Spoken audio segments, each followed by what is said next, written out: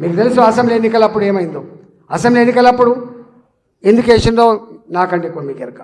ఈ ప్రభుత్వం పోవాలని కోరుకున్నది సమాజం, కోపంతో వేసిండ్రు.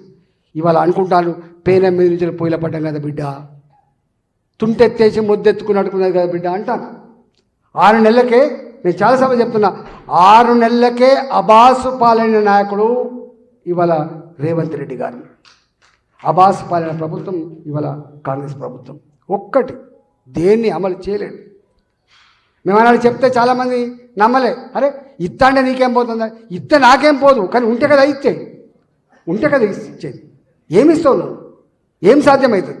ఇవాళ కాదు, 2018 ఎన్నికల ముందు కేసీఆర్ గారికి ఇట్లా నన్ను అడిగిండు, ఏమయ్యా కాంగ్రెస్ పార్టీ 2 లక్షల రూపాయలు రుణమాఫీ చేస్తా అని చెప్పి. ఇవాళ చెప్పలే, అప్పుడు చెప్పింది. 2018 అసెంబ్లీ ఎన్నికల సందర్భంగా చెప్పింది కాంగ్రెస్ పార్టీ.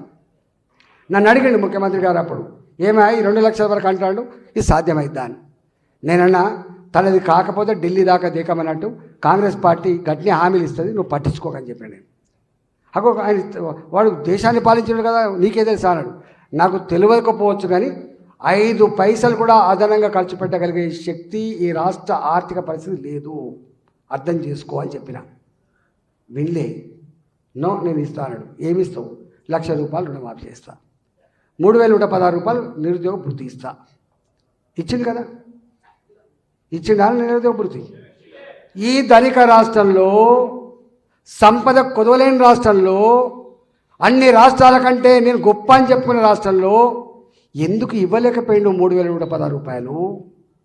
ఎందుకు అమలు చేయలేకపోయిండు రుణమాఫీని 1 లక్ష రూపాయలు? చివరికి రింగ్ రోడ్ అమ్ముకుంటే వచ్చే డబ్బులు, హైదరాబాద్లో భూములు అమ్ముకుంటే డబ్బులు తీసుకుపోయి బ్యాంకులు కడితే వడ్డీకి సరిపోయింది తప్ప అసలు తీరలేదు. ఇప్పటికీ అసలు తీరలేదు. ఇవాళ గా ముఖ్యమంత్రికి ఈ 2 హామీలు అమలు చేయకపోతే ఇవాళ ఎక్కడ 2500 రూపాయలు మహిళలకు, ఎక్కడి 4000 రూపాయల పెన్షను, ఎక్కడి తులం బంగారం పెళ్లిళ్ళలో, ఎక్కడి స్కూటీలు, ఎక్కడి 500 రూపాయల బోనస్ వడ్లకు, ఎక్కడనే ఇవన్నీ పక్కకు పెట్టు.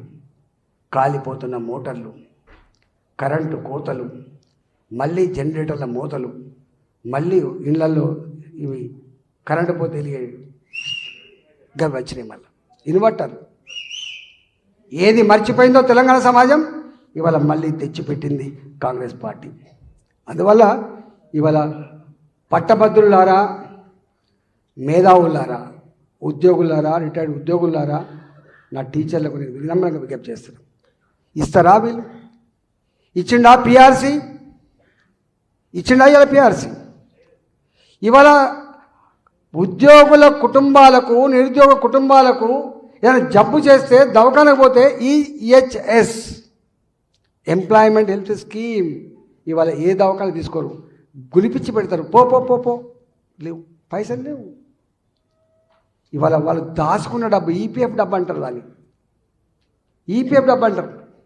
డబ్బులు ఎప్పుడన్నా ఇల్లు కట్టుకుందామంటానో, బిడ్డ పెళ్లి చేయాలని తీసుకుందాం పోతే నో, పైసలు లేవు.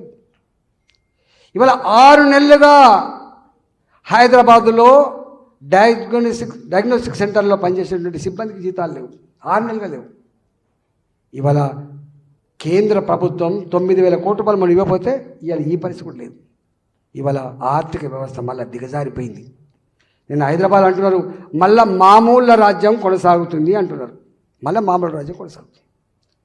ట్రాఫిక్ వాళ్ళు దండుకుంటే, పోలీస్ స్టేషన్లు దండుకుంటే ఫిక్స్ చేసినట, ఈ షాపుకి ఇంత, ఈ షాపుకి ఇంత ఫిక్స్ చేసినట్టు ఓ గది వాళ్ళ కాంగ్రెస్ పార్టీ. అందుకనే జరిగిపోయింది.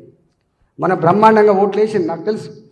ఇవాళ నాకు తెలిసి ఏ సర్వే సంస్థలకు అందని, ఎవరు ఎస్టిమేట్ చేయనటువంటి రిజల్ట్ రేపు రాబోతుంది 4వ తారీఖు నాడు.